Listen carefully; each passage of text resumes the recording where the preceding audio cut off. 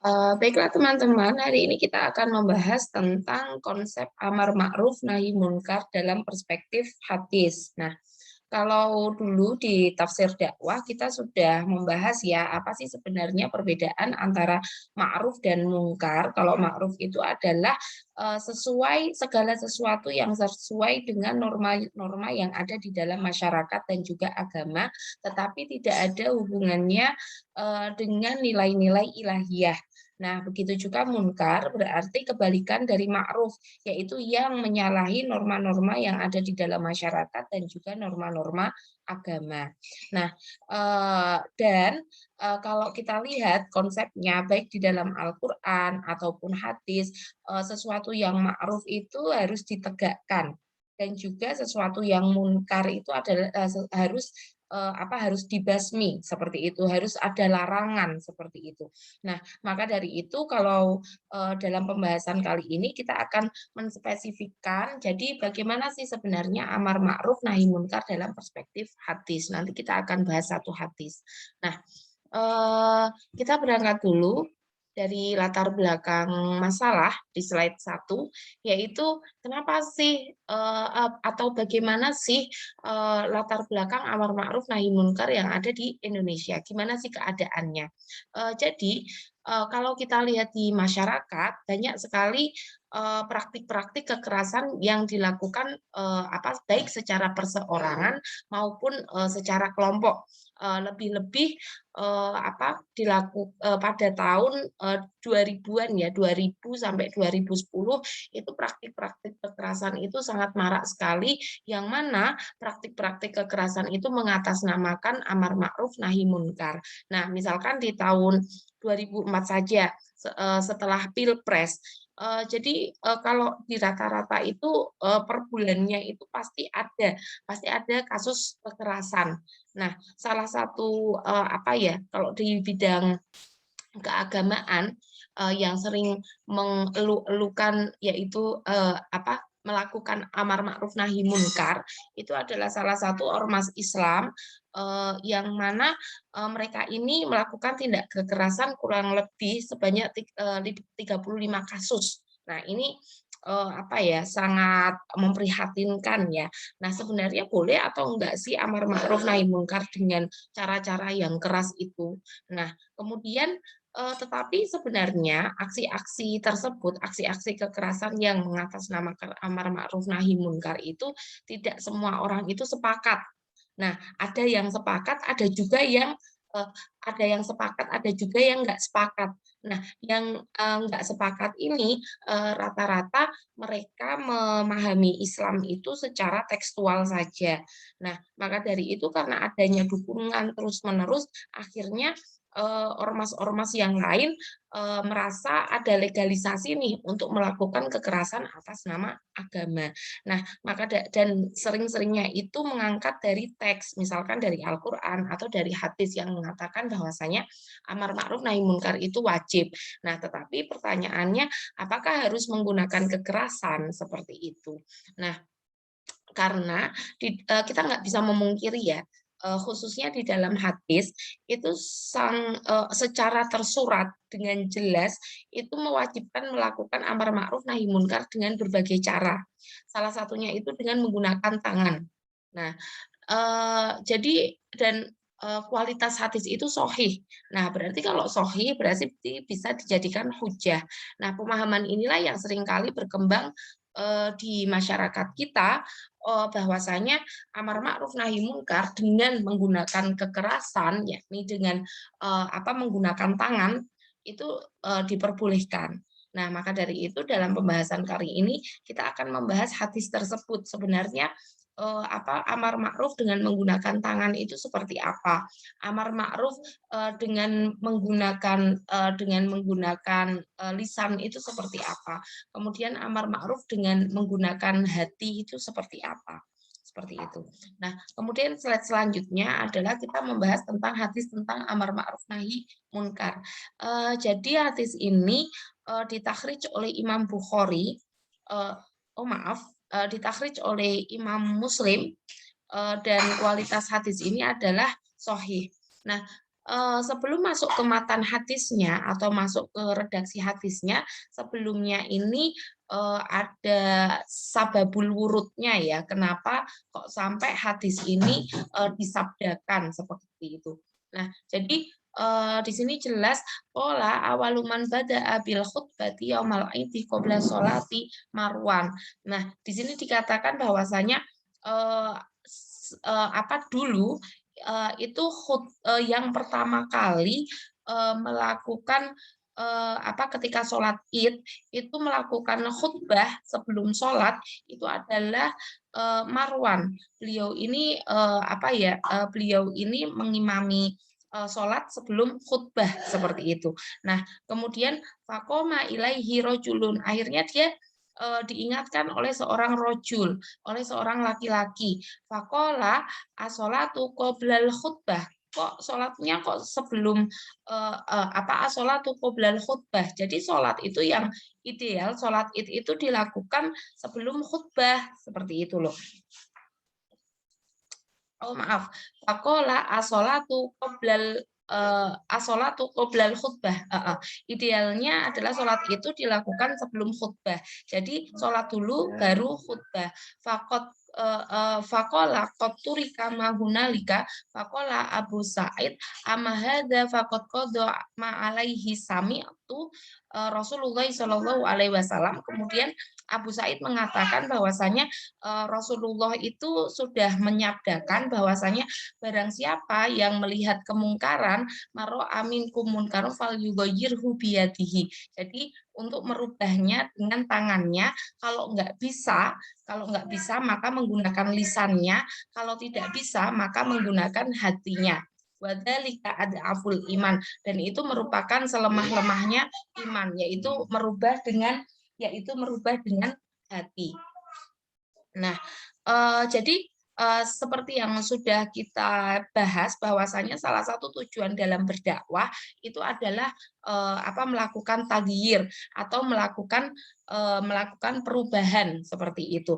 Nah, tetapi dijelaskan di dalam hadis ini melakukan perubahan itu. Jadi kalau perubahan itu berarti ke sesuatu hal yang lebih baik atau misalkan belum baik menjadi baik. Kalau sudah baik berarti menjadi lebih baik lagi. Nah, itu bisa menggunakan tangan, lisan ataupun kolbun. Nah, kita bahas dulu dari sababul wurud hadis tersebut.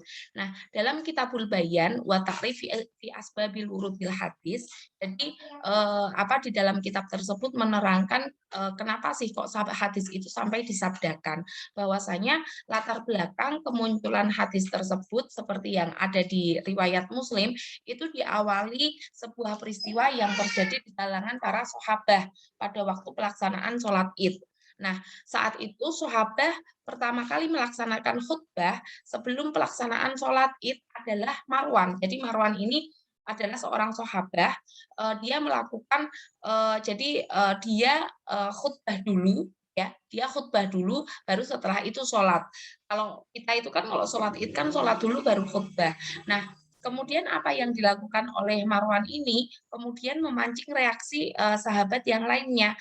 Kemudian akhirnya tadi seperti yang diceritakan bahwasanya salah satu sahabat menegurnya bahwasanya biasanya apa seidealnya itu sholat dulu baru khutbah, bukan khutbah dulu baru sholat seperti itu.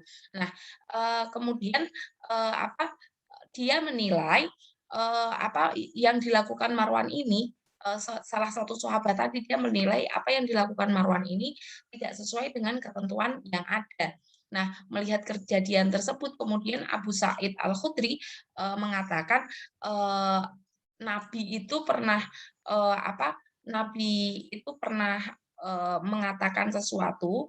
Jadi apa Nabi menyabdakan bahwasanya man ra'a minkum munkaron fal yughayyirhu biyadihi fa illam yastati fa bilisanihi fa illam yastati fabil qalbihi. Nah, fabil qalbi. Nah, jadi tadi salah satu sahabat itu yang mengingatkan yang mengingatkan perbuatan Marwan tadi adalah salah satu dari pengaplikasian amar ma'ruf nahi munkar. Jadi dia melihat sesuatu yang memang tidak sesuai dengan peraturan semestinya, yaitu sholat dulu baru khutbah. Nah, akhirnya diingatkan seperti itu. Nah, jadi asbabul wurudil hadis itu menunjukkan bahwa sabda Nabi ini menjelaskan tentang perintah amar ma'ruf nahi munkar. Jadi ada kewajiban di situ ketika kamu melihat kemungkaran, maka rubahlah atau rubahlah dengan 3 cara itu. Nah, maka dari itu lewat asbabul wurud tadi kita bisa mengambil kesimpulan bahwasanya sebenarnya menggunakan tangan, dengan menggunakan lisan, kemudian dengan menggunakan hati, itu bukanlah sebuah hierarki. Nah, jadi kan kalau kebanyakan itu kan kita menginterpretasikannya itu kan menggunakan tangan dulu. Kalau nggak bisa berarti pakai lisan. Setelah itu kalau nggak bisa berarti pakai hati seperti itu. Nah, tetapi apa yang dilakukan oleh sahabat tadi kepada Marwan itu kan dia mengingatkan dengan menggunakan lisan tanpa dia menggunakan tangan. Jadi tangan dan hati ini di skip. Nah, jadi lebih sebenarnya dalam penegakan amar ma'ruf nahi munkar itu bukan sesuai urutan-urutan, tetapi itu adalah pilihan. Sifatnya adalah pilihan dan sifatnya adalah kondisional. Kita sesuaikan dulu dengan masalahnya apa. Kalau masih bisa pakai lisan, ya untuk apa pakai tangan, kan seperti itu. Kalau misalkan masih bisa menggunakan lisan, katakanlah ya cara terakhirnya nanti kalau sudah mentok baru pakai hati. Jadi kondisional saja. Atau misalkan ketika kita memperingatkan orang tersebut, maka akan mendatangkan mudorot yang lebih besar seperti itu loh. Jadi misalkan akan membahayakan kita dan lain sebagainya, maka lebih baik langsung saja, yaitu kita melakukan amar ma'ruf nahi munkar itu lewat hati. Nah, nanti lewat hatinya itu seperti apa. Nah, seperti itu ya. Nah, kemudian cara hadisnya itu seperti apa sih? Keterangan hadisnya itu seperti apa sih? Jadi Al-Qadhi Al-Iyad itu kan tadi kan mengatakan bahwasanya yang dimaksud rojul di situ yang memperingatkan Marwan itu kan di dalam hadis tersebut tidak disebutkan. Nah, ini menurut beberapa pendapat, salah satunya adalah Al-Qadhi Al-Iyad ini mengatakan bahwasanya yang memperingatkan Marwan itu adalah Utsman. Nah, tetapi ada juga yang berpendapat yang memperingatkan Marwan itu adalah Umar bin Khattab. Ada juga yang mengatakan Zubair, ada juga yang mengatakan Muawiyah. Nah, alasannya kenapa kok pada waktu itu dilakukan khutbah dulu baru sholat seperti itu. Nah, karena kalau dulu itu kalau sholat dulu itu nanti pas khutbah itu pada pulang seperti itu loh. Jadi nggak pada dengerin. Nah, maka dari itu dibalik nih, dibalik bahwasanya berarti khutbah dulu baru sholat biar didengarkan seperti itu. Nah, padahal ketika dibalik itu kan berarti kan menyalahi aturan ya. Nah, maka dari itu ya dikembalikanlah sesuai aturannya. Nah, kemudian menurut Nawawi dalam rangka menegakkan amar ma'ruf nahi munkar itu sebenarnya tidak disyaratkan bagi orang yang melakukan tidak disyaratkan untuk orang yang mempunyai pribadi yang sempurna. Jadi kalau misalkan ada pertanyaan, siapa sih yang mempunyai kewajiban untuk amar ma'ruf nahi munkar? Semua orang. Nah, baik dia sudah mempunyai kepribadian yang baik ataupun yang belum baik seperti itu. Nah, kalau misalkan pribadi tersebut belum baik atau belum sempurna, maka kewajiban orang tersebut berarti double nih, yaitu dia mengingatkan dirinya dan dia juga mengingatkan orang lain ketika dia melakukan amar ma'ruf nahi munkar. Nah, para ulama juga berpendapat bahwasanya amar ma'ruf nahi munkar ini tidak hanya dikhususkan hanya kepada orang yang berkuasa saja. Dalam artian ini kewajiban pemerintah saja. Itu menurut kesepakatan para ulama tidak seperti itu, tapi boleh dilakukan oleh setiap muslim. Nah, tapi nanti ada batasan-batasannya nih yang boleh dilakukan itu yang seperti apa seperti itu. Nah, jadi ada perbedaan kewenangan masing-masing pribadi. Nah, tadi kan dikatakan bahwasanya amar ma'ruf nahi munkar itu adalah kewajiban setiap orang. Nah, tetapi ada perbedaan kewenangan nih. Nah, yang pertama adalah jika perkara tersebut, termasuk ke dalam perkara yang memang, sudah lazimnya orang tahu, misalnya tentang kewajiban dan juga keharaman. Misalkan misalkan, yang orang itu yang di masyarakat itu misalkan kalau syurbul khomer itu ketika, diminumnya itu di depan umum dan tidak pas seperti itu, karena tidak semua orang itu kan misalkan Indonesia ini kan agamanya majmuk, tidak semua orang itu menganggap bahwasanya syurbul khomer itu haram, tetapi kalau itu dilakukan tidak sesuai dengan tempatnya, maka atau atau salah pada waktunya seperti itu, akan mendatangkan mudorot. Nah, maka dari itu jika perkara tersebut termasuk ke dalam perkara yang diketahui oleh semua pribadi muslim tentang kewajiban dan keharamannya, maka setiap muslim itu berhak melaksanakan amar ma'ruf nahi munkar. Nah, tetapi jika perkara tersebut hanya diketahui oleh sebagian orang saja, maka yang berhak adalah mereka yang memahami perkara tersebut seperti itu loh. Jadi nggak semua orang nih mempunyai kewajiban. Nah, lanjut ya. Oke lanjut, penting disebutkan, bahwasanya tindakan amar ma'ruf, nahi munkar itu juga harus, kita pertimbangkan nih. Misalkan tadi ya, kalau misalkan sudah jelas kewajiban ataupun keharamannya, berarti setiap muslim, pribadi muslim itu mempunyai kewajiban untuk melakukan amar ma'ruf nahi munkar. Tetapi gini, kita kalau misalkan kita melakukan itu, misalkan kita memperingatkan, maka efeknya apa nih? Efeknya apa untuk diri kita? Apakah, itu akan membawa, maslahah atau membawa mudorot?